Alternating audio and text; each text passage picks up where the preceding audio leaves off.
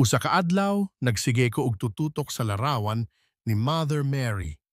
Kalit lang sa iyang hulagway, nilutaw ang hitsura sa usa ka lalaki, taas og buhok ug bungot nga medyo kulot gamay.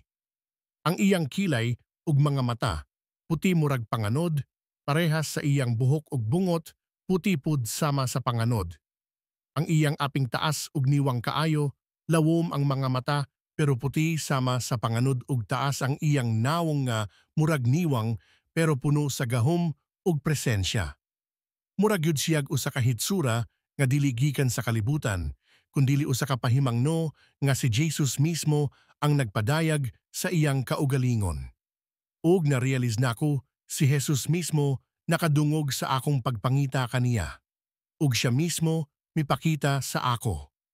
Pagbasa nako sa Ebanghelyo ni Mark, Matthew, Luke ug John, didto nako mas nailhan ang tinuod nga Jesus, ang iyang mga milagro, ang iyang pagtulon-an ug ang iyang gahom batok sa mga dautang espiritu.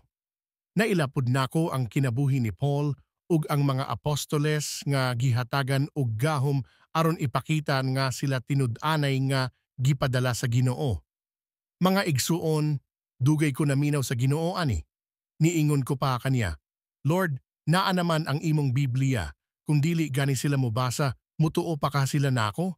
Apan akong nasabtan, dili nako buluhaton ang pagpatuo ninyo. Ako lang buluhaton mao ang pagpaambit sa akong testimony.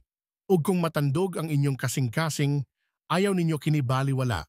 Pag hinulsol dayon sa inyong mga sala, pangayo ug giya sa Ginoo. Ug dawata si Jesus, siya ra gyud ang atong Ginoo ug manluluwas.